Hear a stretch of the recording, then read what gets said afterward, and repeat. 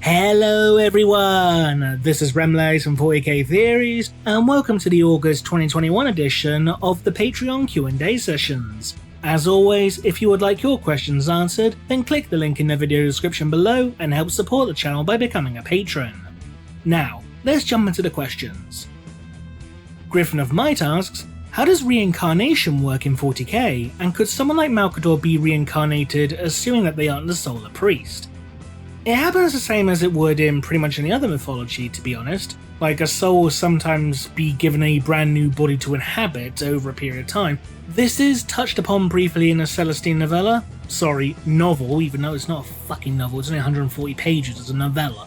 But I digress. Celestine was implied to, in some previous life, been a regular civilian woman during the Siege of Terra, and her soul basically reincarnated into new bodies over the course of thousands of years. Now, whether this applies to everyone or if it's just a few certain people quote-unquote chosen to do so remains completely unknown. Do the Custodies view the Imperial Fist differently from other Space Marine chapters, due to their history and role on Terra with the Emperor and Dawn? As far as I'm aware, they treat the Imperial Fist like any other Space Marine chapter. I mean, they recognise the achievements and accomplishments and their actions during the Siege of Terra, but they do the same thing with like the Blood Angels and the White Scars in that regard as well. If nothing else, they like them a hell of a lot more than the Minotaurs. Are there any fan theories you are hoping to see confirmed by the final Siege of Terra novels and the eventual Scouring series? I don't even know if we're going to get a Scouring series, to be honest. I mean, it took us this long to get the Horus Heresy, for fuck's sake.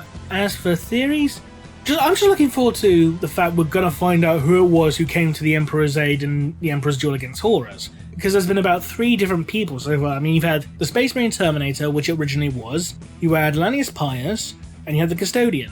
So I'm just looking forward to seeing who is doing that, and personally, I'm hoping it's Garviel Loken. Just so we can have a nice little bookend to the series, because at the start of Horus Rising, what does Garviel Loken say? I was there the day Horus slew the Emperor, or something to that effect. It'll be a nice little bookend to have Garviel Loken not come to Horus' aid, fuck that. I mean, Garviel Loken coming to the Emperor's aid, and him and Horus having a final duel. I'm hoping it's going to go down that route. Voice of the Emperor asks, what is your creative process for making theory videos? You assume there's a process. Basically, I'll just browse for topics, essentially. Like, if there's a Space Marine chapter with a lot of lore but no information regarding their Prime Genetic Primarch, I might go, okay, so we might get a Genetic Heritage video out of this one. Or if there's just something interesting that's come up in a novel or a codex, might just go, that might make an interesting topic. There's not really much else aside from going into research after that, cross-referencing to see if there's, anything else mentioned in another book or something like that, writing up the script, proofreading, recording, editing, etc. What beer would you recommend for a US tourist visiting the UK? No idea, I don't drink beer, I'm more of a spirits person. Well, I was more of a spirits person when I did drink, but I can't really now because of my medication. Matthew asks, if the Emperor could have made the Grey Knights a legion of super psychers based on his own gene seed that were loyal to him alone, why didn't he? Well, he technically did, though I'm assuming you're referring to as one of the first founding legions, as opposed to a second founding chapter / legion, whichever it is. I suppose the Emperor wanted to give the legions a degree of autonomy just so, he wouldn't have to micromanage every single little thing going with the Great Crusade, because the Great Crusade is like hundreds upon thousands of, if not millions upon millions of soldiers going on, multiple battle zones at the same time. So, some autonomy and some free thinking is kind of wanted, so it's like, I'm just going to trust, my generals to lead this. I mean, granted, it backfired in the end, but hey, I guess that was the process. Austin Horner asks, has the release of the Horus Heresy and Siege of Terra book series changed your personal rankings with the Primarchs and their legions? Not really, no, to be honest. Actually, no, that's not strictly true. I mean, I'll admit, the Iron Warriors and Perturabo have actually gone up in the rankings, as has Angron.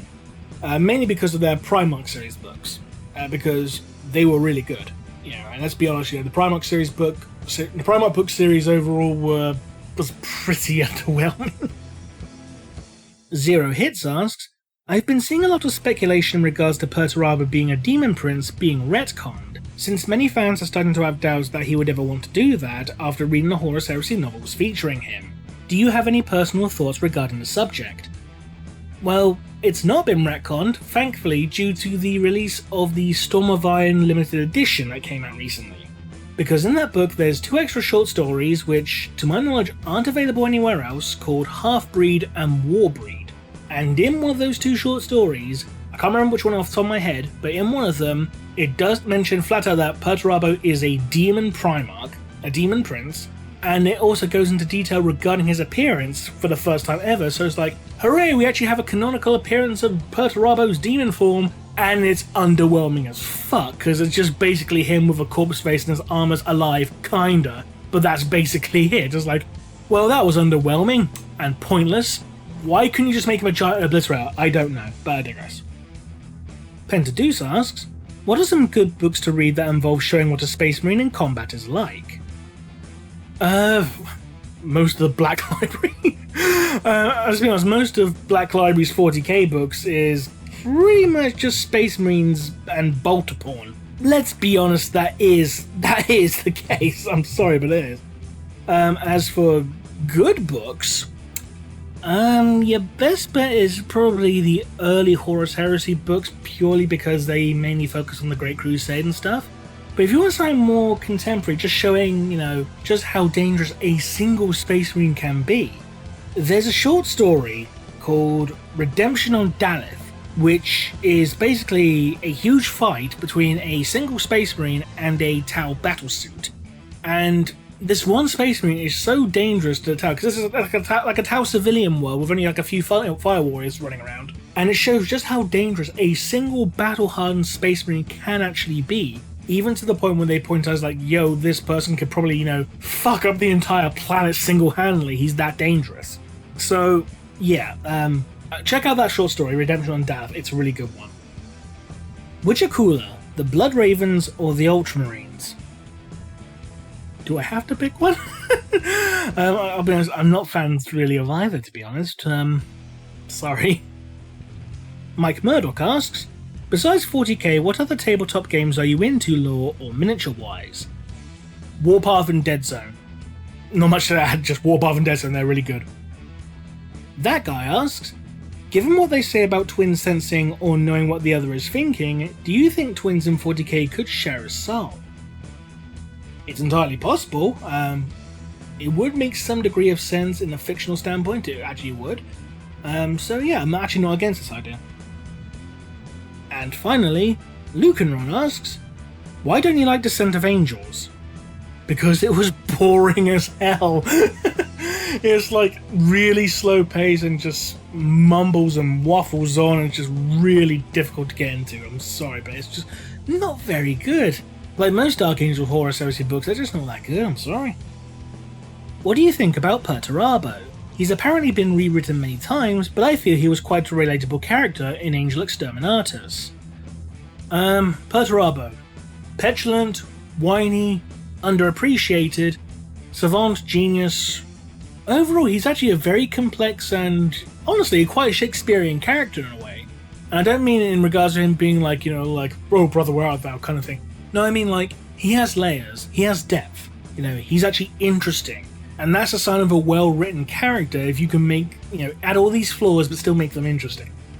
So, as a character, I actually enjoy Perturabo. Even though sometimes you may be thinking to myself, like, oh, you stupid fucking twat, or something like that, But yeah. Do souls, or at the least normal human souls, just stop existing once they've been tortured by demons in the warp, or do they persist in eternal agony?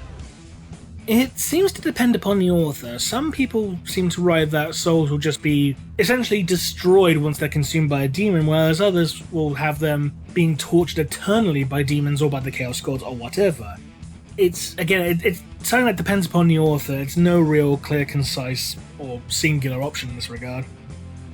Do you have a favourite Black Library author? Yes, Peter Veyavari. And that concludes this edition of the Patreon Q&A sessions. As always, if you'd like your questions answered, then click the link in the video description below and help support the channel by becoming a patron. Until next time, this has been Remlace from 40k Theories, and we'll see you again soon. Bye bye!